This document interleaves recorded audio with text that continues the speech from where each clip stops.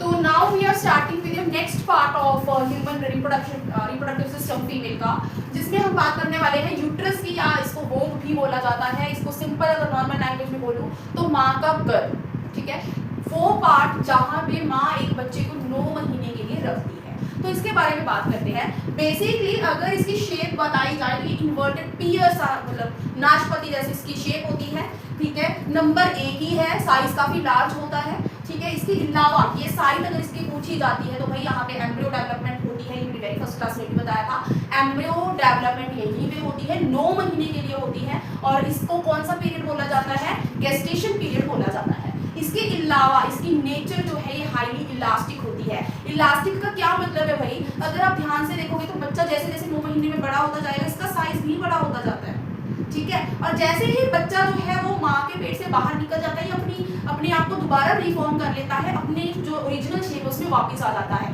ये नहीं, अगर इसके सिंपल एग्जांपल से मैं आपको एक्सप्लेन करूँ तो रबड़ बैंड की एग्जांपल, ठीक है। रबड़ बैंड को आप जितना मर्जी स्ट्रेच कर सकते हो ना, उतना ही स्ट्रेच हो जाएगा, लेकिन जैसे ही आप उसको छोड़ दोगे तो वो अपनी ओरिजिनल शेप में आ जाएगा ना। लेकिन अगर आप बार बार ऐसा करोगे तो क्या जो एक्चुअल ओरिजिनल उसकी शेप थी, क्या वो मेंटेन कर पाएगा? नहीं कर पाएगा। शेप में चेंज तो आएगा ना।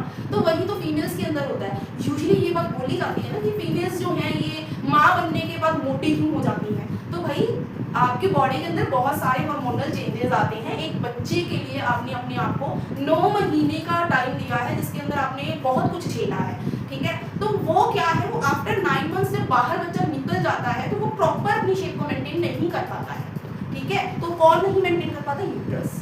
क्लियर हुआ?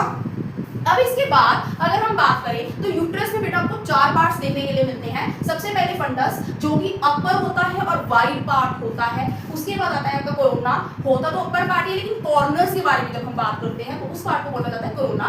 थर्ड पार्ट आता है आपका कॉर्पस, जो आपका मेन पार्ट है, ठीक है। और लास्ट पार्ट आता है आपका सर्विक्स, ये नैरो सा पार्ट होता है जहां से बच्चे को खींचा जाता है, ठीक है। अब ये जो है नैरो पार्ट, ये आपका सर्विक्स जो है ये सीधा वेजिना के अंदर ओपन होगा। कैसे ओपन होएगा? By cervical canal.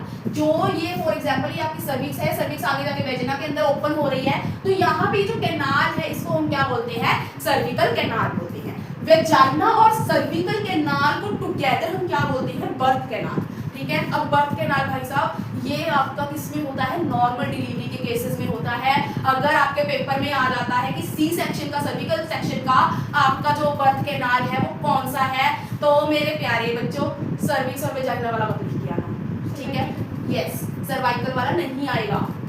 आपके सी सेक्शन में तो पेट काटा जाता है बेटा, पेट पे कट लगाया जाता है वो। हाँ, ये आपके नॉर्मल केसेस में होता है। नॉर्मल केसेस के अंदर अगर आपका बर्थ कैनाल